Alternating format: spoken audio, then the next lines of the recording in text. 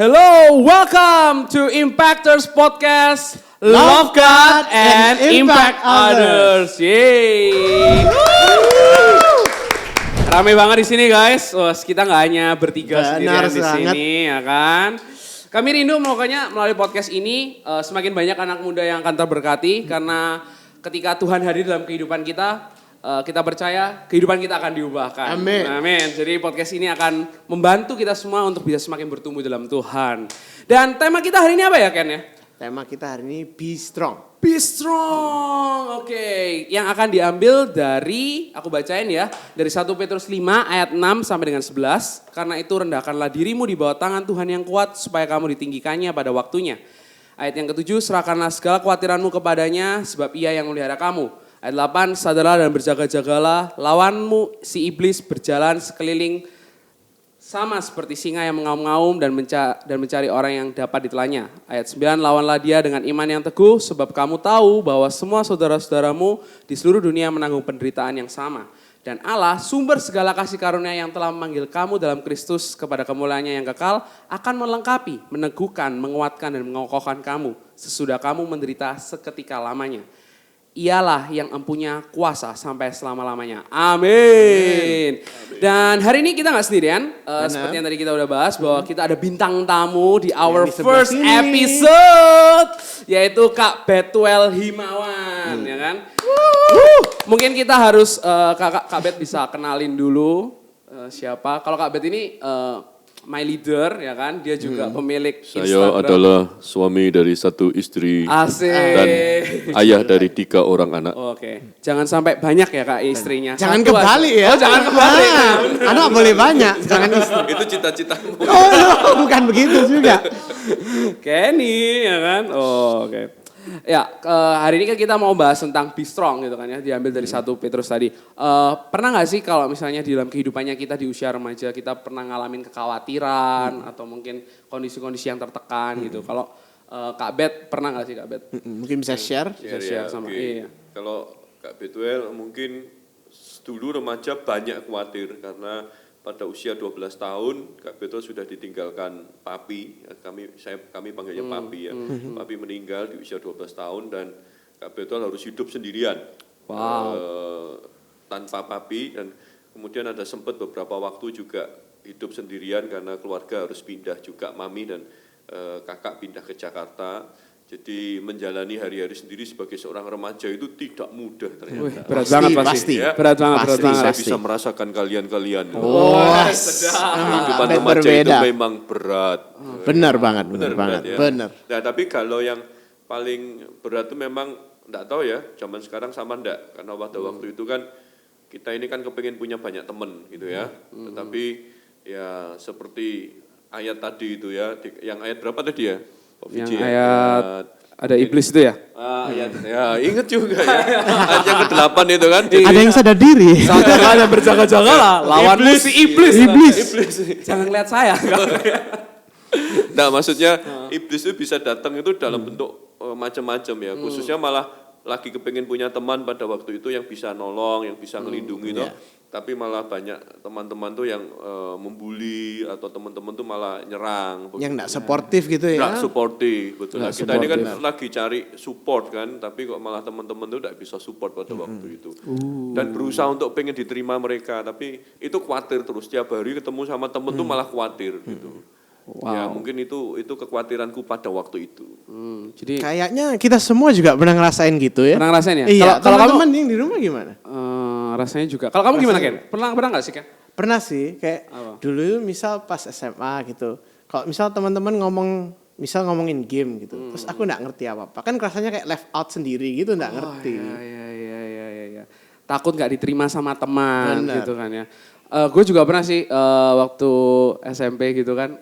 Kalau misalnya berbuat hal yang benar gitu, habis itu, kamu sok suci deh rasanya. Kamu bukan golonganku deh. Atau mungkin kalau sempet sih beberapa survei itu buktiin kalau khawatir itu ada yang khawatir nilai sekolah jelek di sekolah. Takut nggak naik kelas. Oh maaf ya, kalau saya waktu itu nilainya baik. Jangan lupa matematika saya 100 SMP ya kan. Itu hasil usaha siapa ya? Terus ini ada survei juga, takut nggak punya pasangan hidup, takut nggak punya pacar. Masa remaja juga? Remaja anak SMP udah galau-galau Sampai gitu. segitunya ya. Di status Instagram, Instastory gitu kan ya. Wah gila hatiku merindukan si dia. Nggak ketemu gara-gara liburan 2 minggu, aduh sedih gitu kan. Terus ada juga yang bingung sama purpose kehidupannya. Nanti bingung di masa depan mau kerja apa. Well, mungkin setiap orang setiap kita ngalami sih ya, rasanya kekhawatiran. Benar. Di musimnya tapi beda-beda gitu kan ya. Kalau kalian waktu itu, kalau kamu kan, kira-kira kalau ada di posisi-posisi yang khawatir kayak gitu, apa yang kamu lakuin? Biasanya yang pertama diingat tuh cari teman mungkin ya, untuk yang sebagai sebagai yang teman curhat atau apa. Itu yang pertama biasanya mungkin muncul di pikiran kita.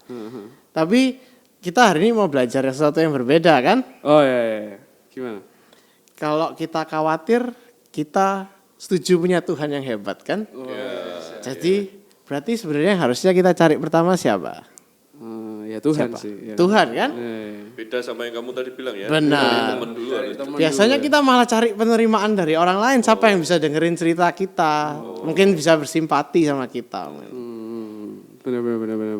Kalau Kak Betul, kalau menurut Kak Betul gimana? Ini yang rohani atau yang... Terserah mau dijawab apa ini?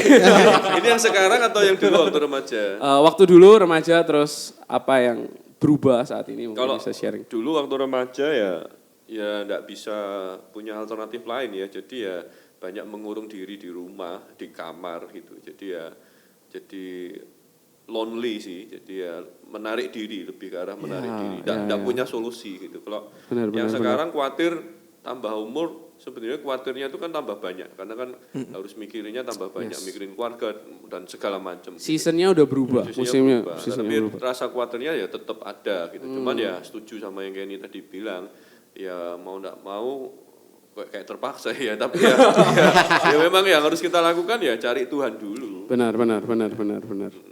Ya. Kalau menurutku benar sih gitu. Kayak setiap seasonnya orang pasti akan ngalamin kekhawatiran, tapi bagaimana kita merespon? Benar Bang. Jawabannya rasanya cuma satu sih ya. Kita harus merendahkan diri di bawah tangannya Tuhan yang kuat gitu. Karena Kayak tadi ayatnya ada ya. iya kayak tadi ayatnya bahwa tangan Tuhan yang kuat, kemudian Tuhan memang memelihara kehidupannya kita. Jadi kita nggak perlu khawatir. Benar. Terus ya jangan kaget gitu. Kalau setiap season pasti akan ngalami problem gitu. Karena emang iblis tuh kayak singa yang mengaum-ngaum di sekitarnya kita. Jadi iblis tuh bukan hantu doang, bukan hantu men ya kan.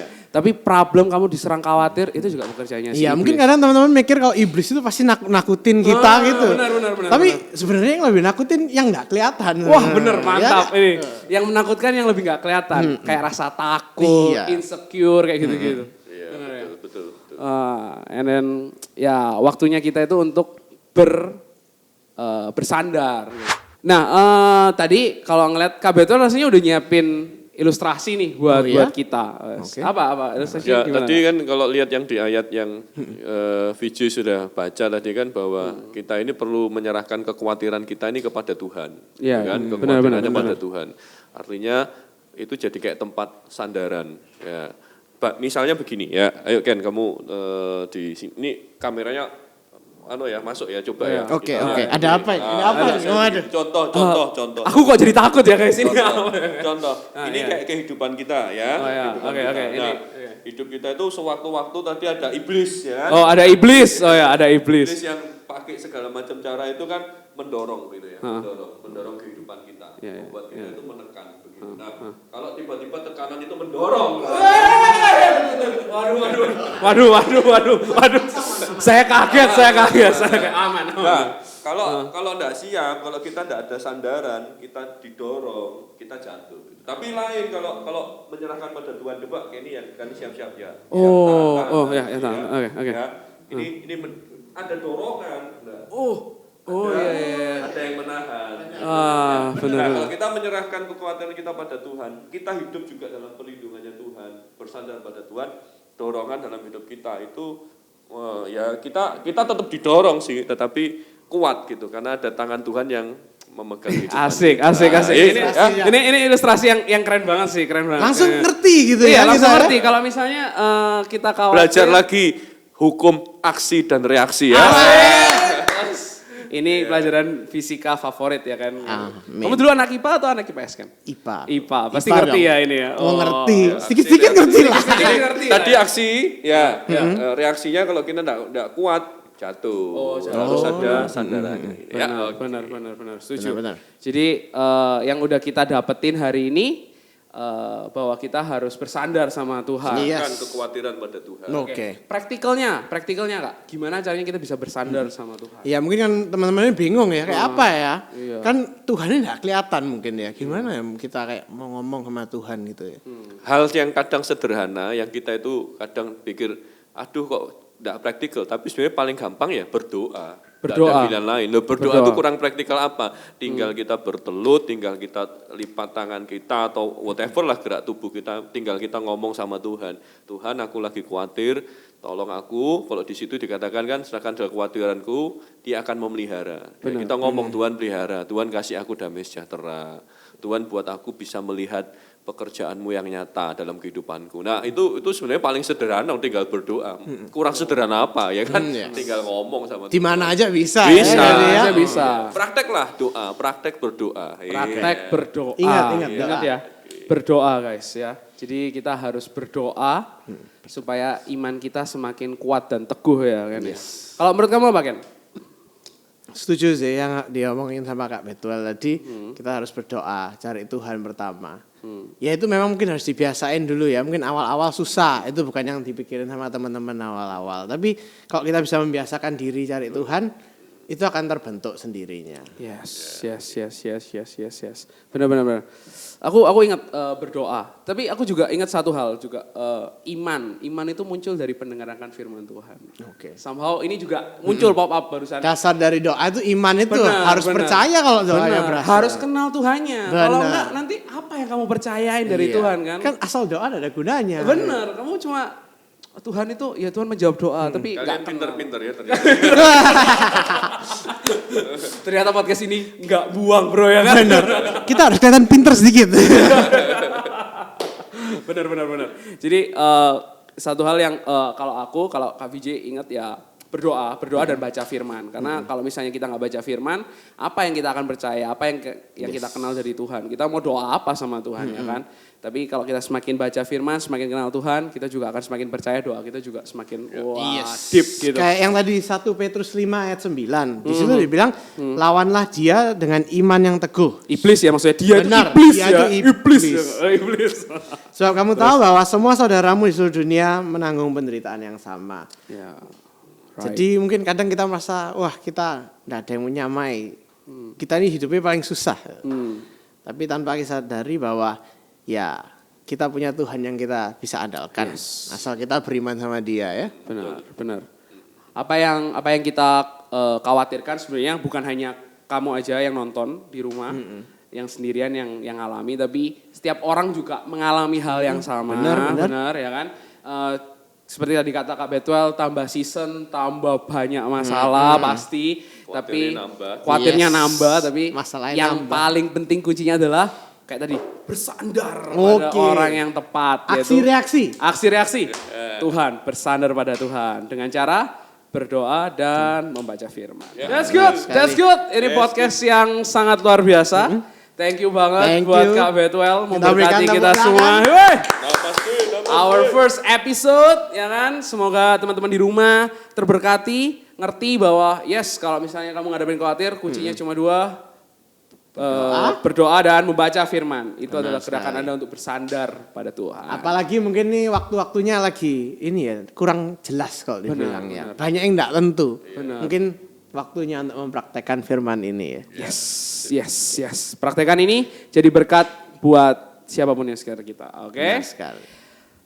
Impactors Podcast, love God and impact others. See you on the next episode.